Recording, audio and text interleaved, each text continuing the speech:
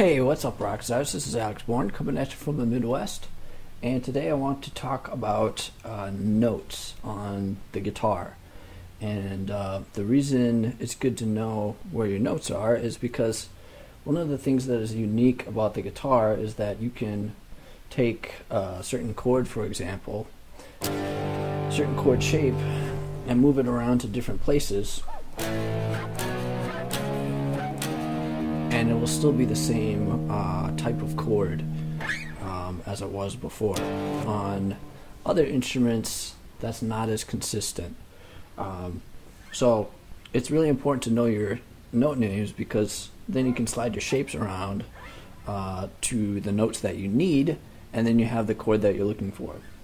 So I'll talk more about that in a second. But the reason I think this is important, or this lesson is important, is because I find that a lot of beginning guitar books tend to talk about notes in or note locations in kind of a strange, they take kind of a strange approach to note location. They'll say, start off on your E string, the open note is E, memorize that.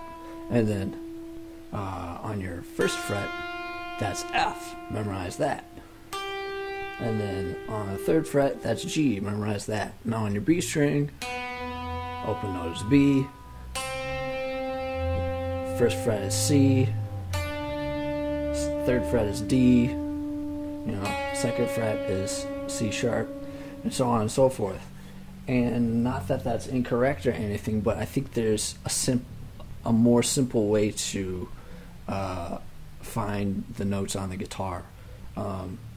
Because with that approach, they're basically, 6 times 22 or 23. What's that, like 138 different things you need to memorize? So that can become kind of a lot, okay? But today I'm going to teach you an easier way to do that, okay? So this will be a lot easier if you've played piano before. If you haven't, don't worry about it. It's not mandatory that you have played piano. But basically, we have, without any sharps or flats, we have 7 musical notes. We have 7 note names in our musical system, okay? And they are the letters A through G, and then after G, it just goes back to A again. So A, B, C, D, E, F, G, A, B, C, D, E, F, G, so on and so forth. Okay? So what I'm going to do is I'm going to tell you, how many frets are in between each note without any sharps or flats. And then we'll talk about sharps and flats, okay? So basically, the only thing I think you need to memorize is that B and C and E and F are the unique pairs. Between B and C, there's 1 fret, and between E and F, there is also 1 fret. Okay? Between every other note, there's only two frets. Okay? So all you need to know is B and C, 1 fret, E and F, 1 fret. If it's not one of those, then there must be 2 frets between it. Okay? So let's put that to work. So basically, it's good to start off on something, or start from what you know. Okay, so I hope you know the open strings. If you don't, they're E, A, D, G, B, E. Okay, think about it this way: every apple does grow big eventually. Okay, so let's start off on our open E string, low sounding E. So that open note is E, and what's the next note up without any sharps or flats? It'd be F. Okay, so remember that between E and F, that's one of the unique pairs. Okay, so how many frets does that have? 1 fret in between it. So we go from the open string to the first fret. You can also think of the open string as fret 0. So 0 to 1. This note is F. Okay? Now let's think about the next note up without any sharps or flats. After F, that would be G. And F and G is not one of the unique pairs, okay? So we have 2 frets in between it. So from F, we're going to go up 2 frets. 1, 2. There's G, okay? Next one up is A, 2 frets. B, 2 frets. Next one up is C. So that's one of the unique pairs. Going up 1 fret, okay?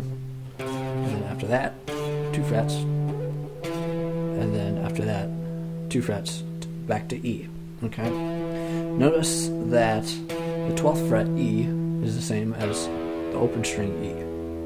Okay, in music this is called an octave. So this is the same for every one of the strings, okay? So on the A string, the open string is A. The 12th fret is A. On the D string, open string is D. 12th fret is D. So on and so forth. G, B, E. So basically, at the 12th fret, everything starts over again, okay? So it still uses the same pattern, but, for example, on the 6th string, this would be E, and then 1 fret higher would be F, and then 2 frets higher would be G, so on and so forth, okay? So I hope that makes things a little bit easier. Now, as far as sharps and flats go, now we're going to talk about that, okay? So remember back on this string, the 1st fret is F, okay? And then the 3rd fret is G. What do we have in between that? That is a sharp or a flat. And actually, there are 2 names for this note, okay? Now let's talk about sharps and flats for a second.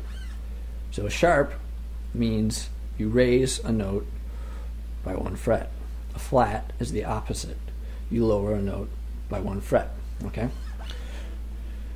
So since this is F, you go 1 fret higher than F, you have F sharp, okay? And since this is G, you go 1 fret lower than G, you have G flat, okay? So there are 2 different names for this note, F sharp or G flat, okay? And same thing goes for the other sharps and flats. Here's G, that would be G sharp. Here's A, that would also be A flat. G sharp, A flat. Same spot on the guitar, 2 different names. All right. I think that's all I wanted to talk about. I hope that was helpful to you. If you have any questions, please leave a comment. You can tweet something at me. Find me on Facebook. Email me too. I haven't had anybody email me yet, so that would be a first. But I hope to hear from you either way, okay? My name is Alex Warren, saying cheers.